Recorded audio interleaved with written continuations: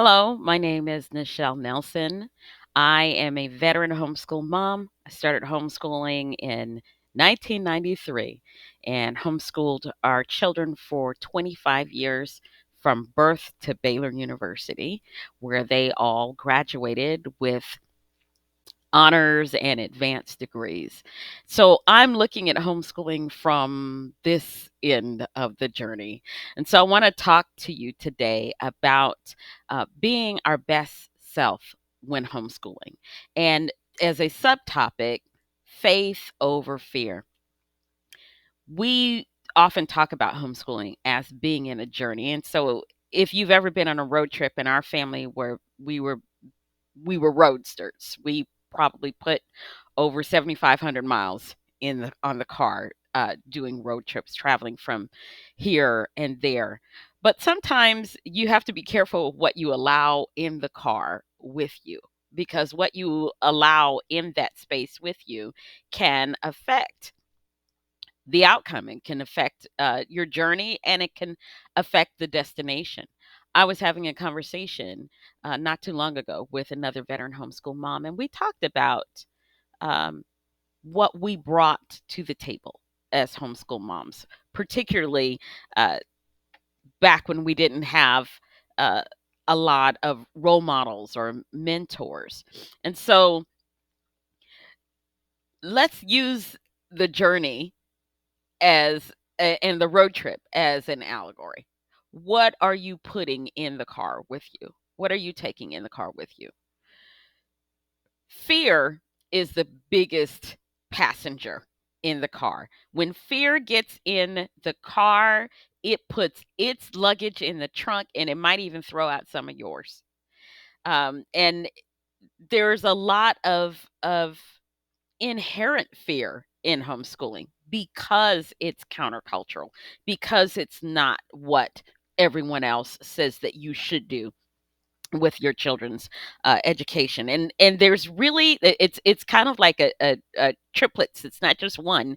It's Let's think of it as triplets, three of them.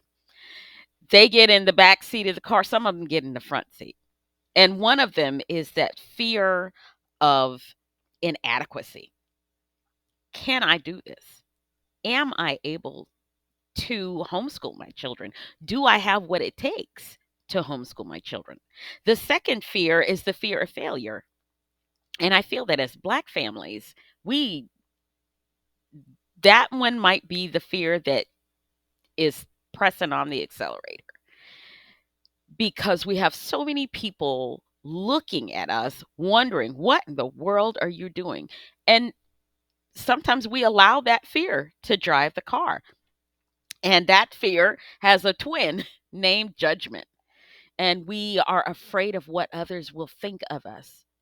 So we're afraid of not having what it takes.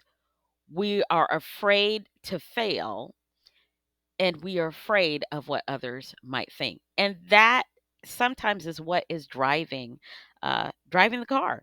So we need to do some things to counteract the effects of these fears on our homeschooling if we're going to show up as our best selves. So, one of the things that we need to talk about is building our network. We need to and you've come to the right place. We need to talk about how driving in isolation,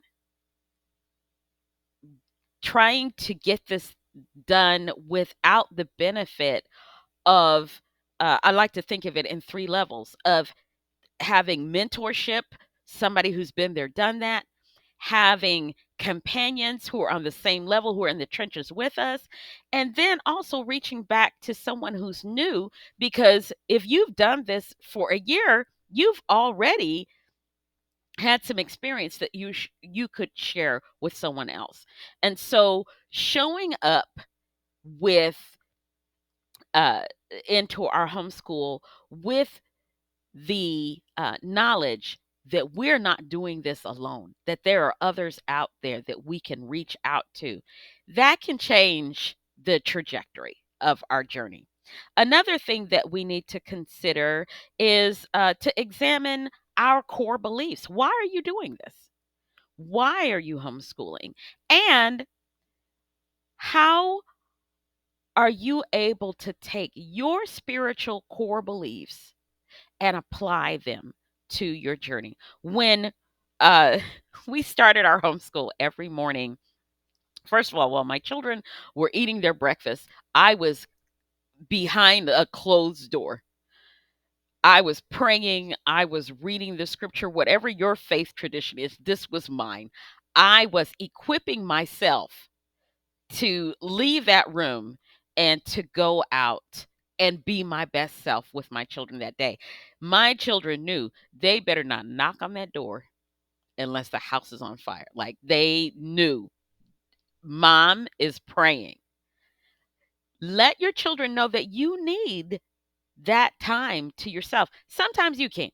And sometimes you have to find creative ways to do that. I read a book early in my homeschool journey about a woman with 19 children, I think, or Susanna Wesley. And she couldn't be alone. So she would take her apron and put it up over her head, essentially making herself her own tent, her own private space, just so that she could have a moment alone. If you're going to show up as your best self, you need that time to yourself. We pour out everything into our children in homeschooling. We have to have some reserve for us. Some of the things that I started doing when my children got older were attending a book club. Um, I started knitting again, and I joined a knitting group. Um, I had to have some things that were just for me. And so, if you're going to show up as your best self, in your homeschool journey, you got to have some things on reserve for you. You've got to network with other homeschoolers.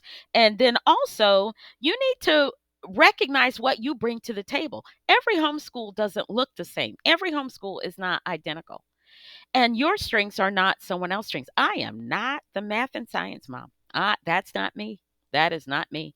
And so I had to outsource. My children, when they reached about seventh grade. Um, Thankfully, in my town, we had a homeschool co op. They were able to go and there and uh, do all of their lab science with another homeschool mom who actually had a degree in that area. Nobody was going to be dissecting anything in my kitchen. And as a matter of fact, I think one of my children actually got sick over there when they had to dissect something of fish with formaldehyde. I didn't have to deal with that. Learn what you can do and what you cannot do. And what you cannot do, find someone who can help you with that. I'm also not the math mom. And I actually enjoy algebra. I think of algebra as like a puzzle. I think of it as fun. But my children told me in no uncertain terms, just because you are good at it doesn't mean you can teach it. And so outsource. This is why I offer the service that I do online. There are plenty of people out there who can help you either in person or virtually, who can help you along your homeschool journey. So we need to remember our network. We need to recognize our strength. We need to keep some time to ourselves, and so that we can show up peacefully in that journey. We need to prioritize. We talk a lot about self-care today. We need to prioritize that self-care, because sometimes you will feel unappreciated. When I first started going to the book club, it was because I had had a day where I felt completely ignored, unappreciated, uh, and I realized I'm giving them 100% and not keeping any in reserve. So let's think about that homeschool journey as not being in the dark, but being in the light, because we have fueled our car with our own self care. We have networked to make sure that where we're lacking, we can find some help, because essentially that's what we're teaching our children to do. Homeschooling is not about uh, teaching someone else's curriculum. Homeschooling is about inspiring a love of learning in our children, and inspiring curiosity, and giving them the tools where that they can learn how to find things out for themselves, and even how to evaluate that information. We're not like just believing everything YouTube tells us. So we need to model that for our children, just as I didn't have models starting out as a pioneer Black homeschool mom. I'm telling you now, this is how you do it. This is how you model. I still feel, even though my children are grown, I still feel like a homeschool mom, because now that I have reached, I like to say, une femme dans certain âge. I'm a golden girl. I'm in my 50s. I'm teaching my daughters. This is how you live in your 50s. I have been, listen, I have been in school my entire fifth decade of life. When we talk about that fear of inadequacy, I didn't have a college degree. And yet, I was able to homeschool my children all the way to college. And then I decided to go to college. So I have literally been in school my entire fifth decade of life. I got my associate's degree at 51. I got my bachelor's degree at 53. I got my uh, first master's degree at 55. I'm going to have a second master's degree this summer at 58. I am being awarded, not, I have earned a black belt in Taekwondo that I'm going to be awarded on the same day as this conference. I am still homeschooling.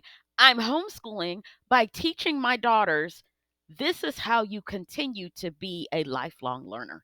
This is how you continue to achieve in life. Achievement was a big part of our homeschool journey. We've got an Eagle Scout, we've got a Gold Girl Scout Gold Award recipient, we've got National History Day award winners, we've got a Williamson County teen judge. We've got all of these achievements uh, that uh, were a part of our homeschool journey that we can't just leave in the past. My children are still achieving things, and it's a part of their self-esteem. Not in a driven sort of way. We have learned where we need to relax. We have learned where we need to loosen the reins, but we've also learned that there's a Bible verse that says, "A desire accomplished is sweetness to the soul." We have learned what it means uh, to homeschool in faith, believing that we're going to accomplish our goals and not allowing fear to drive the car. So, three takeaways I want to give you. Remember that homeschooling is a journey. This is not about the destination. It's not about the goal, because sometimes you have to modify the journey in order to get to where you're going.